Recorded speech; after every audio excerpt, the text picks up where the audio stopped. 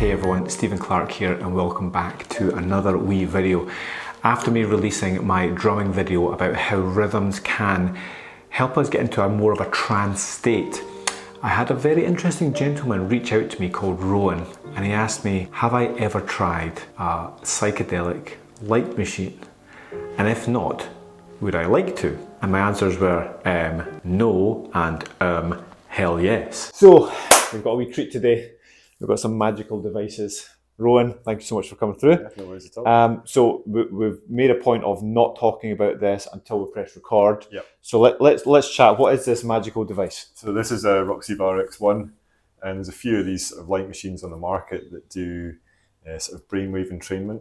Okay. And what that does is effectively similar to what you were doing with the drums on the other video the other week, where any sort of rhythm that comes in through the system is going to start to entrain the brain to different frequencies.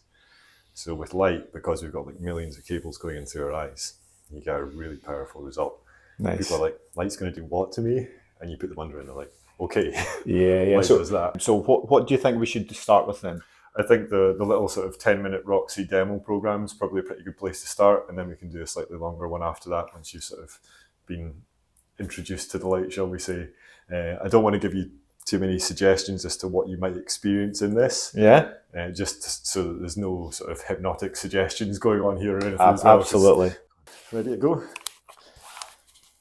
So did I close my eyes for this? Do you say? Yeah, if you close your eyes and just, as you're sort of gazing off into space and not really paying much attention to anything. Yeah. Do that with your eyes closed, so the sort of the periphery's open. Right. Okay. And you'll get the best results from it. Right. Nice one.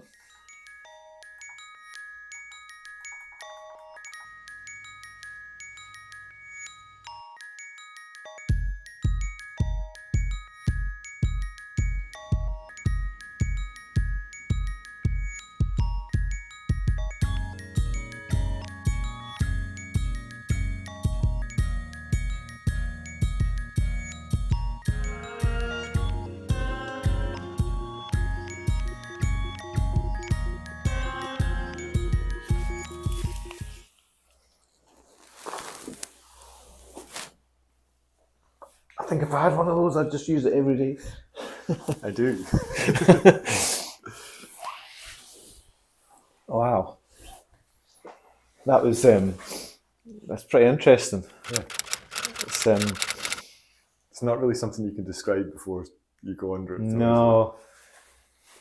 Yeah, I mean the combination of the lights and the music. It was. I found myself. This is the way I am. So I found myself. There's certain periods of it that it was like really bright and colourful. Like, Yeah. I actually turned it down about halfway through because it looked like it was maybe a bit too bright. all right, no, I really like this. It's like, oh. Or we can crank it back up for the next program. Yeah, it was just like these bright colours. You know, like, and when it started doing that, I could feel myself just like almost going into the trance. I could just feel myself. So it's just white light. Oh, is it? All that colour is your mind. Is it really? Yeah. Oh man, because I was going to ask you, I was like, can we make it more colourful? Because I like that bit. It's just your brain, man. Is it really? Wow. So I wrote a little program to do mantra meditation with, and I was going through it, and I started realising that instead of the mantra being pushed out by thoughts, there was thoughts on top of the mantra. Okay. And then I started using the mantra with the breath, and then I started getting thoughts on top of that, and then the mantra, the breath, and the heartbeat, and then thoughts on top of that. And the only way I can sort of describe this is it's like we have this 7-core plus or minus 3 processor in our mind, and it's normally not even very good at running on 1 core. And with meditation, we can open it up so we can run all 7 cores. Yeah. Because I have to say, I found this as well. So, like the idea of having like a mantra or focusing on your breath is so that you can. It's giving your mind something to do so that you don't think too much. Yeah. But I found myself a mantra and focusing on my breath, but I'm still thinking on top of saying this mantra in my head and breathing. Absolutely, I feel that. Yeah, I developed a system. I'm not sure if I came across it somewhere else or if I've actually developed it myself, but working with the light, I would do these different stages. So it starts off with the mantra, and then starts the mantra with the breath with the heart. Then the mantra said in the heart, with the breath in the heart. So you've got a location there as well. So that's 4. And then you add in love and gratitude for yourself, that's 5, and then love and gratitude for everything else in the universe, and that brings you up to 6. So at that point, you've got basically 6 points of awareness that you're keeping track of, and there's no space for the voice to come in on top of that, really. So that was a really powerful, and I went through that from start to the point where I'm doing all 6 in a month using this light. Wow. So it was pretty fast tracked. Yeah. I think it's worth mentioning at this point as well that, you know, you may be thinking, well why? What's the point, right? So a lot of people say, well, what's the point? Why do I do this? And a lot of people, from my background, would say, oh, it's a bit woo-woo, right? It's a bit woo-woo, like trance states and, you know, energy healing and having these energy fields. Like, but why? And from my point of view, I would say because we're constantly experiencing altered states of consciousness. Yes. The consciousness is this word, are you conscious or not? Well, actually, there's so many different avenues of consciousness, like what you're saying about somebody comes and whispers in your ear, suddenly you go, shoo, and I think all your senses, even your sight almost gets a little bit blurred. You stare at a point just so you can hear a little bit more, and you're just focusing, the consciousness is going shoo, to hear. Now, for me and what I do for a living, it's helping people to be the best self, you know, really live fully. What does that mean? Well, when you've got this altered state of consciousness, and once you can understand your own consciousness and where it's been drawn into different areas of your life, you can then do something about it. Yep. If you see this constant pattern arising of, you know, maybe you're overweight and you're eating all the wrong food and you're not exercising, and it's because you're highly stressed and you know what you should be doing, but you're so stressed that you just want to eat food that's going to make you feel a bit better, and you can't be arsed exercising because you've got no energy. And you go, okay, well, there's a pattern that comes before all that. Yeah. Okay, and when you start to access your energy and your consciousness, you can then start to recognize these patterns and go, actually, it was my reaction to this thing that caused this thing that caused that thing, and actually I can then start to choose something different. Yeah. So when it comes to something like this and hypnotherapy and what you do for a living, somebody's saying, light, it's fascinating, right? So my little experience, 10 minutes, first experience, it was fascinating. Yeah. It was like multiple colours, and I'm going to ask the question that hopefully everybody's asking right now. So that's great, but why? What it does is it brings you to a state of presence. So a lot of what we do, when we're little children, we're in a state of presence and play in the world, and we're learning new things all the time. And there's a point where we start to be able to think about other stuff because we've put things into these patterns, as you say.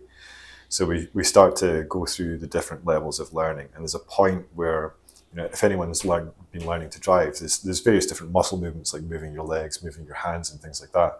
But there's a point where the unconscious puts it all together like that, and it creates a program called driving, and attaches all of this information about the rules of the road and things like that. So it's the unconscious mind that actually does these learnings and creates these patterns of behavior. And as we get older, time speeds up. Like, we get older and time just seems to disappear. When we were kids, it was like years for the summer holidays. Now it's like a year's gone in a second. And why is that? It's because we're daydreaming about what we've done yesterday or what we're doing tomorrow. And we're allowing these patterns to run our life for us. So the more we can be present in the moment, the more we can start to be in control of how we're reacting. And this is very much what you were talking about there. But we have all these different states, and we can think of a state being a different name for a trance. They're the same thing, it's just different language. Mm-hmm. And each of these states has all of the learning that's attached to that state, and it has a different version of your persona attached to the front of it. So it's like sort of pigeonholes of memory, and each different state has all the access to memories. But you can be present when you're angry, you can be present when you're sad. So this present state, which is another state, can be held alongside all of these other states, and it starts to reintegrate the mind for you. So the more you can be present and look at these patterns and decide whether you want to carry on with this pattern or whether you want to change something, the more you're living in a place where you're observing this part of the mind that writes the story for you and puts these patterns together. Mm. And you start to be aware of the patterns and where they come from. So instead of just being triggered into anxiety, you'll start to be triggered into remembering a memory from childhood or something like that. Yeah. And it's taking you to that initial sensitizing event that we look for in regression therapy and stuff like that to actually change the beliefs. So then we've got a place to work, and we know that it's no longer just a pattern, it's a pattern because of this. Yeah. And we can then sort of destroy the pattern if we want and write something new. Amazing. So this takes us there. One of the things that I teach is memory, and this is a really sort of important aspect of all of this, because with memory and natural memory training, so there's a part of the mind called the central executive that we're hacking when we're doing memory palace work and stuff like that. And we're stepping into this visuospatial sketchpad and attaching cards to objects and things like that. But when we do the natural memory training, there's a particular technique in there that we can actually install a pattern of presence in the unconscious mind. So instead of having to try and be present all day, every day, we can start to actually open that up. So it's just a default pattern that we're already running. And stuff like this really helps sort of embed those patterns within our mind as well. So we can create beneficial patterns. We don't want to just get rid of all the patterns. Yeah, well, they're useful. and then I think that's probably a really important point to make is, if I said to you right now, don't think about elephants, it's the first thing that pops into your mind. Yep. So if you're constantly like, I need to stop doing these things and break these patterns, the best way to break any pattern is to create a new one. Yeah.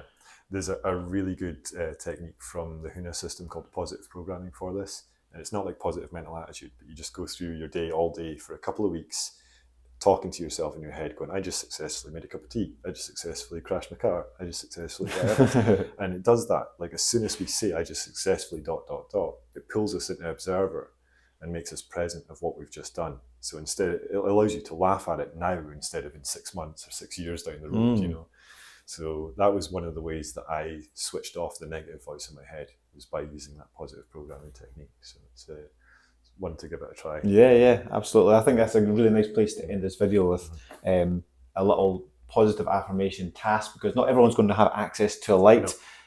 So if you're at home thinking, what can I do? Then run a program. Yeah. We're always running programs, so run a new program. And I'm going to try that one. I successfully just made a YouTube video. Rowan, if people want to know more about you, how can they find you? RowanRamsey.co.uk, or find me on social media like Facebook, Instagram, TikTok, all these things. Nice one. Rowan Ramsey. So a big part of your personal development is creating a level of consciousness in your life that will allow you to see different patterns and different habits that are taking you off track. They're taking you out of alignment with who you really are. Now, this really does start with the basics, like making sure you're hydrated, making sure that you're moving your body and getting some form of physical activity. It's getting to your bed on time. So all of these little things, this is what I've been teaching for many, many years. But then you can start, once you've got those things taken care of, you can start to look into different practices to heighten your alertness, your level of consciousness, and you can start to create altered states of consciousness. Now, there are many ways in which we can achieve this through deep meditation, chanting, drumming, for example, that I've highlighted before. And of course, breath work is something that I'm very fond of because it's something that we can all do and is accessible for us all.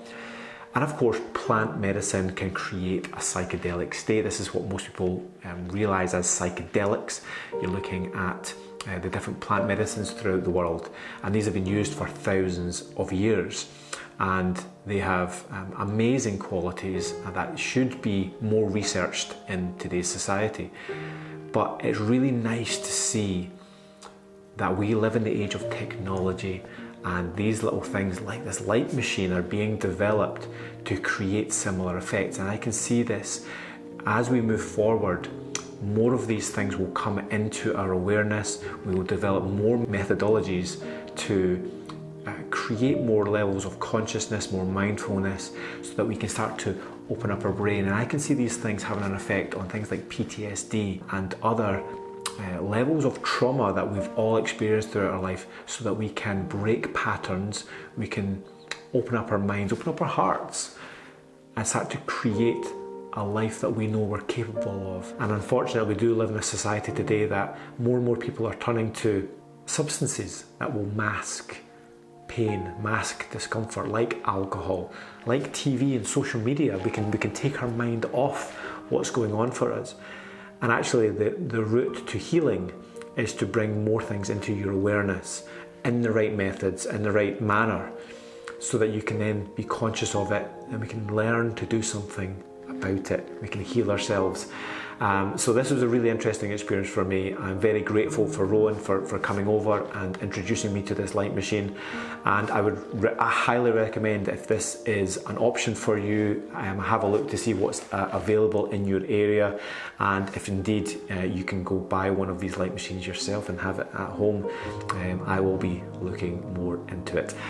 I hope you enjoyed today's video. If you did, please drop me a comment, please like the video and subscribe for a fresh new video each week. And if you do decide to subscribe, I'll see you next week. Will we stick you under for a longer one then? Let you. Yeah, let's do it. I'll pop the light up a little bit higher for you this time as well.